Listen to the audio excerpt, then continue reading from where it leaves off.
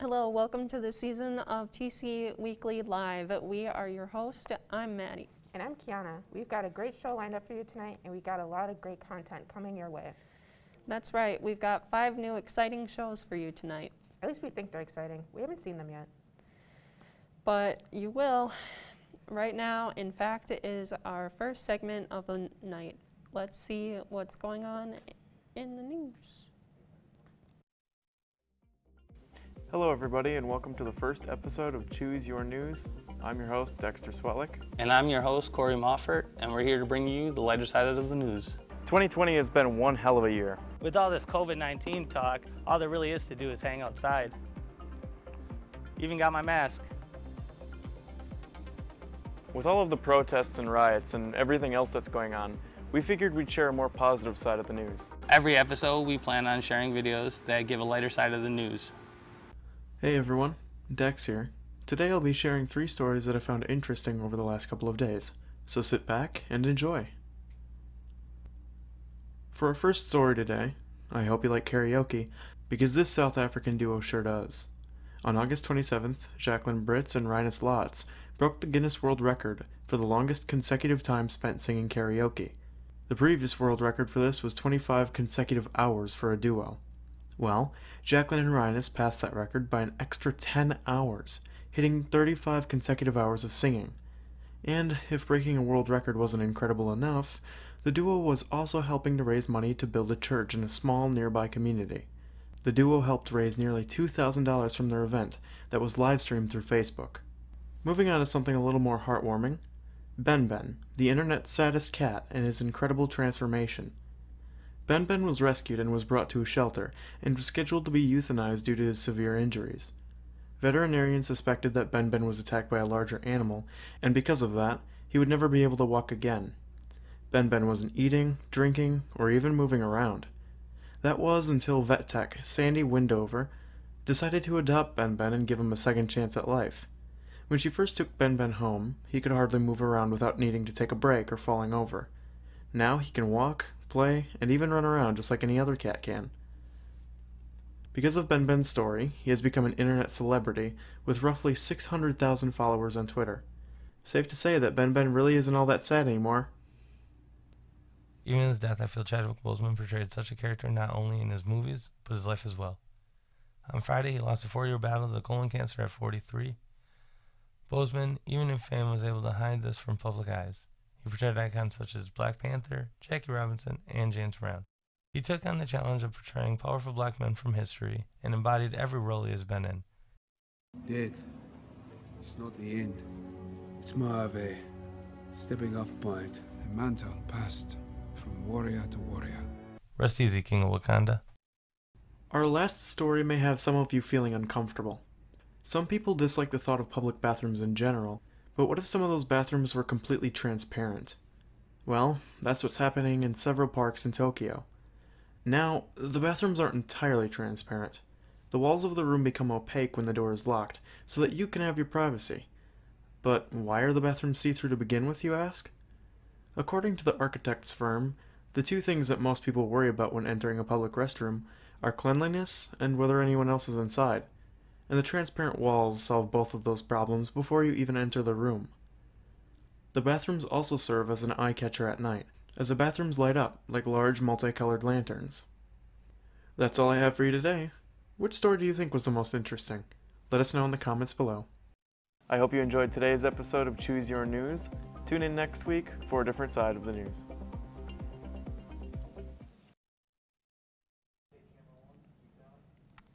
Well, that was the news. Why are we here if they're just going to have a separate news show? Because we like being on camera. I don't. That sucks.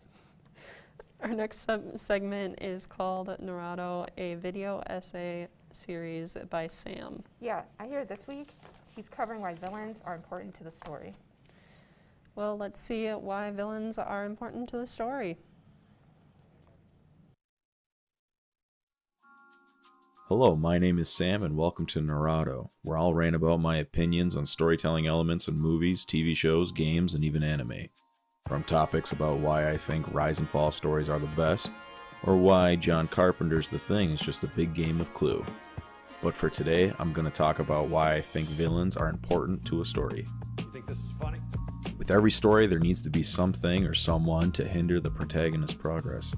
This could be an ominous force that the main character has to conquer through a mental journey, or it could be one angry being that's going to ruin their day. But these guys and gals have to be interesting in some fashion. They could be easily ignored or come off as extremely annoying if not written or performed correctly. Villains are an important part to the story, and something that cannot be left behind or put on the back burner.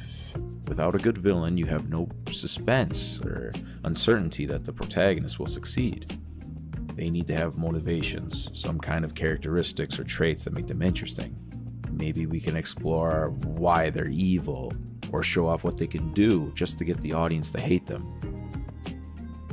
Let's look at Anton Chigurh from No Country for Old Men. Yes, sir. I just walked in the door. Sheriff, he had some sort of thing on him, like a oxygen tank for emphysema or something, and a hose that run down his sleeve. You got me. Well, you can look at it when you get in. Yes, sir. I got it. Anton is the walking definition of death. Throughout the entire film, the audience is shown some gruesome acts that Anton commits, from casually eliminating 2 cartel members to nonchalantly killing someone with a bolt gun. In the classic coin toss scene, Anton pulls into a gas station in the middle of nowhere. From the previous murders, you are expecting him to kill this poor old man who's running the shop. At first, Anton toys with him by asking questions over and over again while giving subtle threats, nonchalantly eating peanuts without paying them and just putting the trash right on the countertop. But it's not till the end where Anton flips a coin and tells the gas attendant, "Call it." The old man, confused, doesn't know what's at stake, while the audience sadly knows what is. Well, we need to know what we're calling it for here. You need to call it. I can't call it for you. Well, it wouldn't be fair. I didn't put nothing up. Yes, you did. You've been putting it up your whole life. You just didn't know. They continue the banter on, and Anton slowly gets frustrated. Then he finally tells him that the game is for everything he stands for. Reluctantly, the old man calls it, and to everyone's surprise, he wins. Anton chuckles and smirks and just simply walks away, which is just a brilliant way to end the scene, honestly. That's why I love Anton. Javier Bardem brings the character to life with tremendous acting, and he sells it. The character is cold and ruthless. He breathes fear into the scene, and then they present him with such a threatening aura while they're talking about a coin toss. You know what date is on this coin? No. 1958. It's been traveling 22 years to get here, and now it's here. And it's either heads or tails. And you have to say, call it. Well, look, I need to know what I stand to win. Everything. How's that? You stand to win everything, call it. Villains are interesting characters, and villains need to have traits. They need to have personality. They need to have characteristics. Maybe they could be a psychopath like Joker, or be intellectual geniuses like Professor Moriarty, be power-hungry monsters like Lord Voldemort, or even be a patriotic evil terrorist like Vladimir Makarov. Maybe they could be an egomaniac like Light Yagami. Moreover, maybe they can explain why they're evil like Queen Mira, or be misunderstood like Frankenstein. It's all these traits or characteristics that make these villains rememberable. Frankenstein was brought into this horrible world and he's treated like a monster, and he's just misunderstood, while Joker is someone who does evil for fun. Sometimes a villain could even have a story arc where they see the error of their ways and become good, like Dr. Evil. They have their reasons, and that's what makes them great. Give them a reason. Let the audience know what they can do, what lengths they can reach just to be evil. A villain can make or break your story, and they play an important part as much as the protagonist does. And that's why I think villains are so important.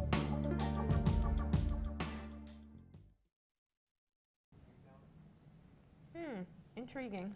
Very interesting. Now I know why villains are important to the story. I hope that helps writers learn why they're important too. I can't wait to see what Sam has for us next week. I'm sure it'll be just as interesting as this segment. Our next segment is the cooking show, where you're going to learn how to make some food. Or learn how to not make some food. Let's roll with the cooking show.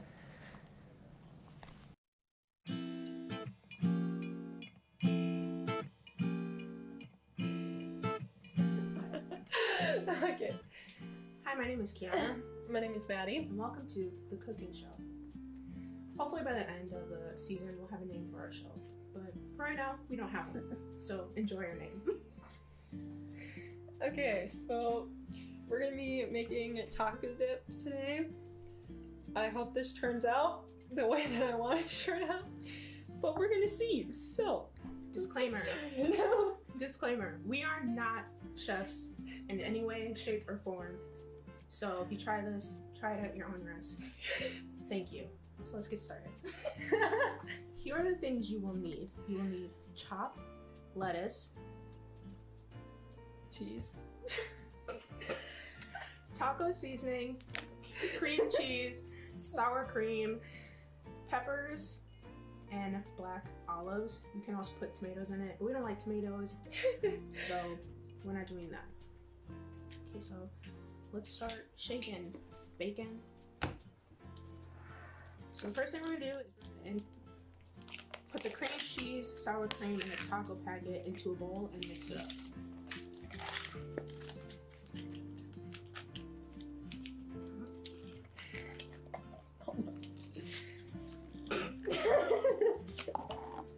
You know you could have just used this.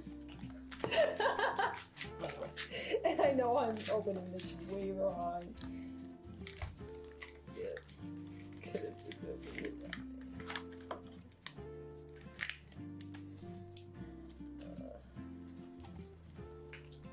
way. We're using this because it's really gross to touch with our hands. Don't do it. Don't do it. Don't have. Unless you really have to. Okay, that worked. Now we're going to mix it up. Okay.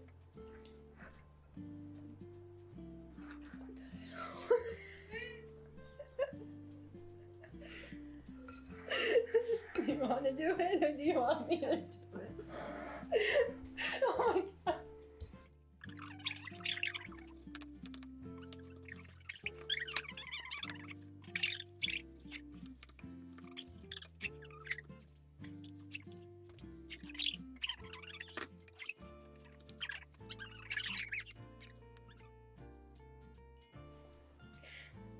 Now when you're done combining the ingredients, it should not look like this. But we're gonna do with it anyways. You wanna place this into a plate. A plate. And spread it out evenly.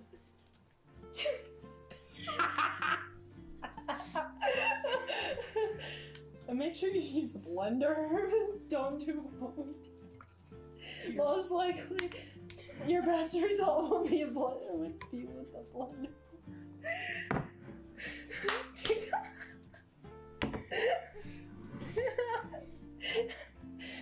To make it pretty,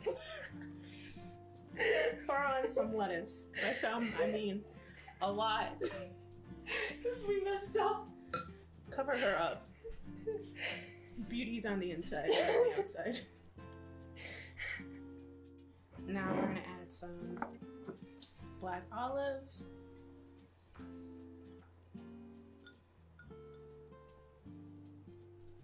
Should I do like that guy? Don't do that. Unless you want stuff all over your counter. But that's fine. Now we're gonna add the cheese. The best part. Which we probably should have added. No, we should do that last. It's fine. You do? Mm-hmm. Oh. See that? We threw some makeup on her. She's gorgeous now.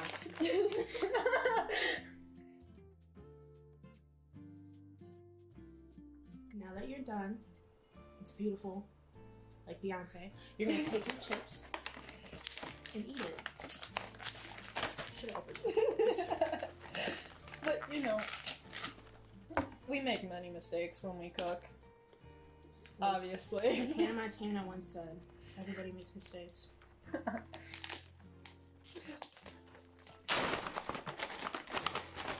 And hopefully you've all watched at least one episode of Hannah Montana. So then you get that reference.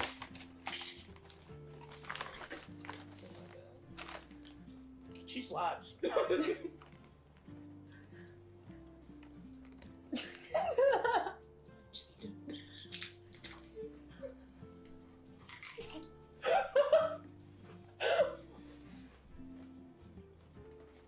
It's actually really good. I didn't get a chunky part though, so I don't know how that's gonna taste. It's not good. It's not good. I got a chunky piece. It's not good. I'm gonna eat more chips now. I don't know when you're done, we'll read it.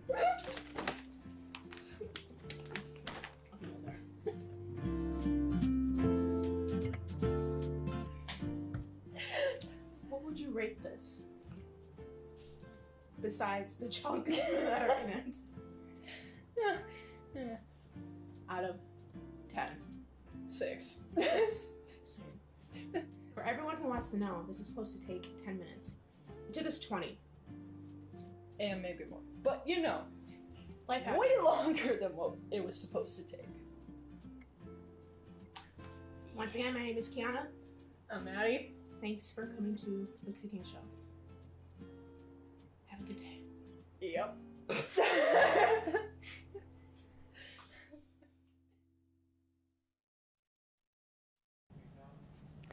Well, that didn't go well. Yeah, glad we don't know who they are. Maybe next week they'll make something edible. Maybe.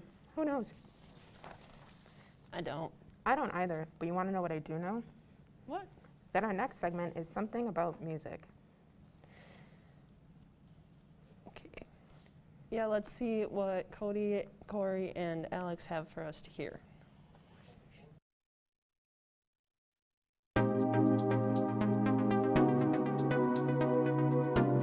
Hello, and welcome to Something About Music, the show where we take sounds from everyday things and environments and process it into music. In today's episode, we're going to be focused on vehicles. Let's start by gathering the sounds.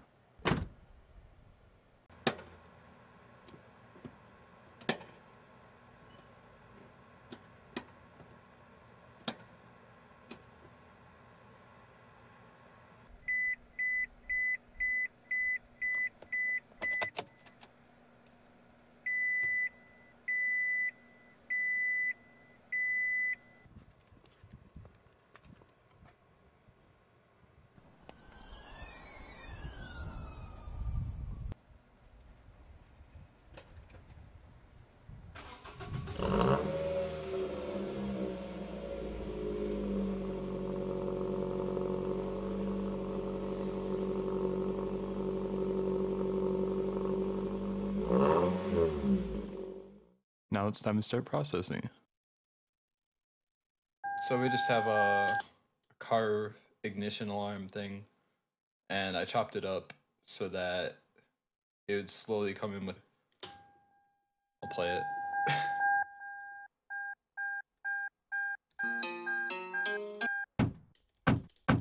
A car door slamming. That's not part of it.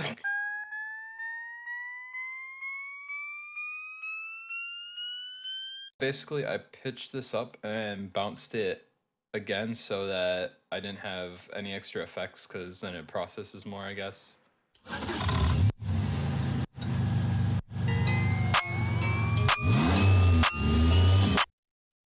I mainly wanted to make the car revving really, really crunchy, so I used some EQ, put some OTT, which is multi-band compression, to bring out more of it makes it more brighter, I guess. I saturated it so that it's a little bit more distorted, and then I compressed it and sidechained it. Okay, this is a car door that I chopped up and used it as offbeat percussion. So it's actually layered with this, actually. It works. This whole car sound, I took it and chopped it up.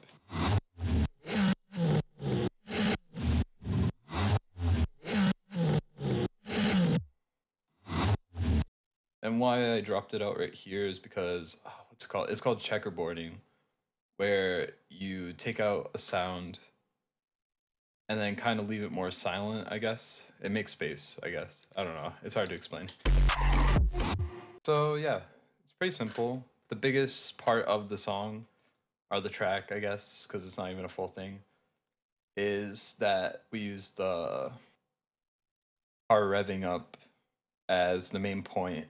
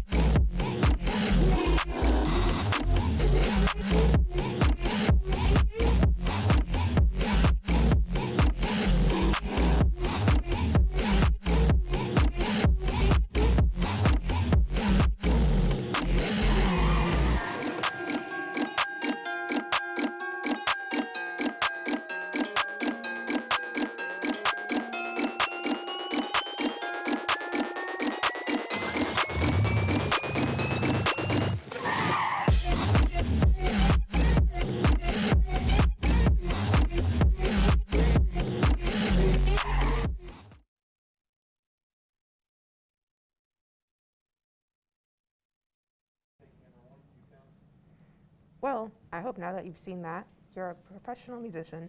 You can't become a professional musician by just watching a video. Maybe you can't. And you can? I didn't say that. Mm. What? I just said that you couldn't. Anyway, our next segment is about zombie apocalypse.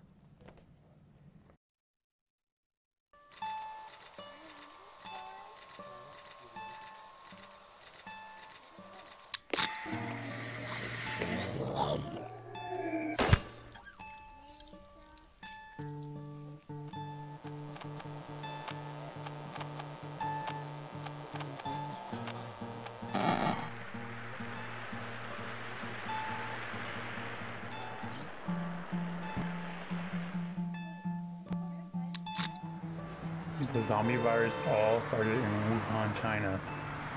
Society didn't think any less of it. As people started to get sick, people realized it only affected the older generations of society. People wore masks to defend themselves from this new disease. Some thought it was a hoax. Some thought it was the end of the world. As the CDC rushed to quarantine millions of people, other countries kept their airports open. As the disease kept spreading from country to country, the death toll went only higher. Long before we knew it, everyone was wearing a mask until the disease mutated, which caused half the human population to become ill. It wasn't until Russia had invented a new vaccine that was able to cure the disease completely, they claimed. Everyone was relieved. Only then a month later, the first sighting of a zombie was reported in China. Thus sparked the chain of the zombie apocalypse, which spread it across the whole globe, from China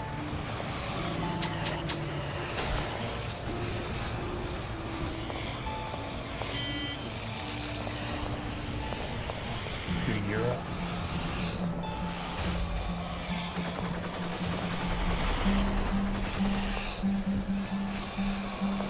Africa,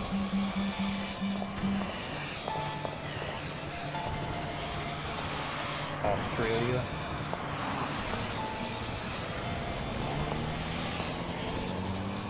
South America, and finally, North America.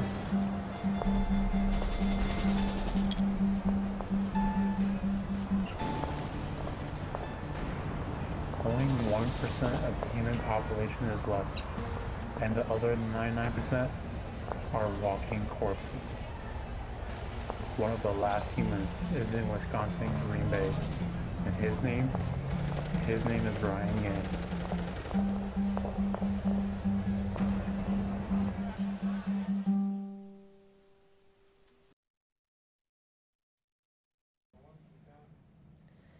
COVID-19 sure is deadly. Stay safe out there. I hope we don't get zombies.